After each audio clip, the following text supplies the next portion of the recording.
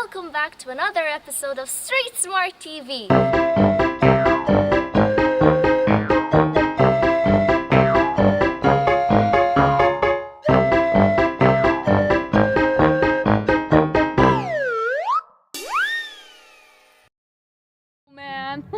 So, expert lady dude, how should we secure the seat into the car?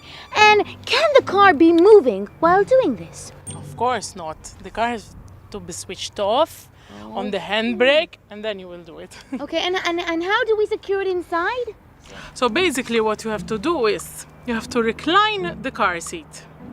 You put it rear facing. You take out the whole seat belt. And basically you just put it through under the car seat. There are like two gaps.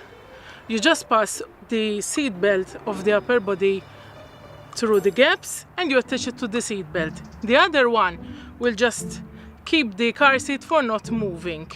You check that it's secured, the seat belt.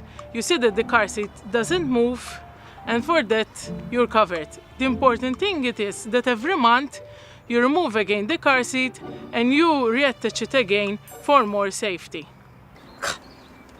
That looks really complicated, bro. So, mums and dads, the first thing you gotta do when you buy a baby seat is ask the assistant how in the name of vegan lasagna you're gonna secure it to your car. Now, another thing, Marilyn, I see that you've placed the car seat facing the back of the car. Now, I have a feeling that Teddy's not gonna be happy with this arrangement. So, why would you do something like that? Well, basically, it's more safe in case of there's an accident, and it's covering more, especially because of the spine of the back. As you know, it's more fragile for children. So if there's an accident, it helps them to cover for their backs. There are 4 steps you need to learn to cross the road safely. Step number 1. Stop.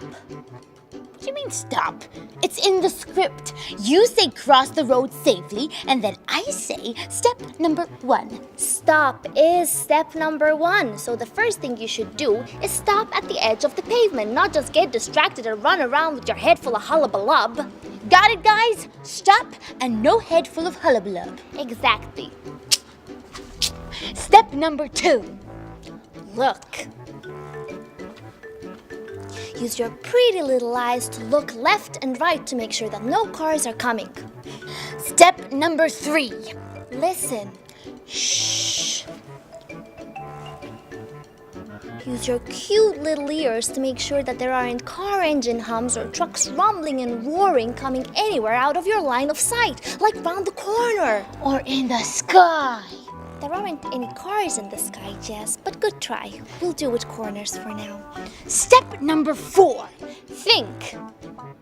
Ask yourself if you're 100% sure that it's safe to cross the road. If yes, then cross. If not, don't do it! So, let's recap.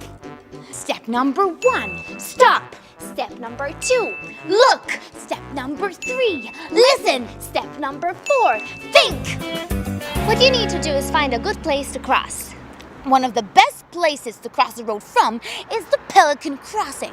First of all, I love pelicans, man. I wish I had a mouth like that. Second of all, why did the pelican cross the road? Is this really necessary, Jazz? To prove that it was no chicken. Baka!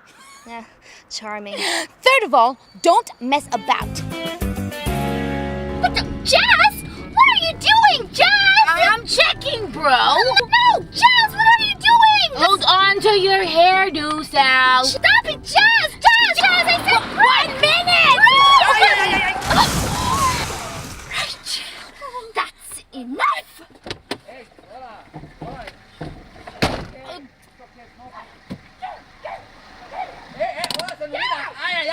La cucaracha es el mejor bebito. ¡Viva España! Do you guys have any idea what would have happened if I wasn't here? We would not have pain in the ear. No, you wouldn't have pain in your ear because you would have had pain everywhere else in your body. Shish kebab, how long do I have to say this? Don't use your mobile phones while walking around or driving. Which part of it don't you understand? I don't know. I asked Google. Good idea, bro. That's it! No mobile phones, no mobile phones!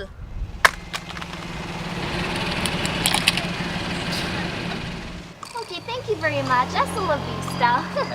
But my phone. Oh, you're very, very welcome. Hasta luego. Yes, tu kuno aktuo de how de eta kino. ¿Qué has dicho, mi amigo? That you are a beautiful like a flower. Sure you did, Sugar Puff. Bye-bye now. So, let's say I want to start going to work with my bike. Like, what should I do? What should I wear? What should I do? If you're going to work, you're not going to wear cycling clothes, definitely not. You have to wear normal clothes, maybe some high visibility clothes, just temporary while you're on the road. A helmet. A helmet? Yes. All right, so I'll definitely get a helmet. Do you have any tips? Like, of course it has to be pink and with like little ponies, but does it have to be like a specific type of helmet, A helmet, you need to choose a good one. A helmet saves lives. Yeah. So it has to be cycling approved. Yeah, It's all best to have a right. good one. Helmets, schmelmets, dude, yeah, man. Fab, before you go, is there anything at all you'd like to add? Cycling in Malta, it's on the increase, whether it's commuting or competitive. Yes, the more commuters we see, the better on the road, the better for everyone actually, because one less car, it means someone else is going to find more parking. Less better. traffic? Yes, less traffic. I don't know.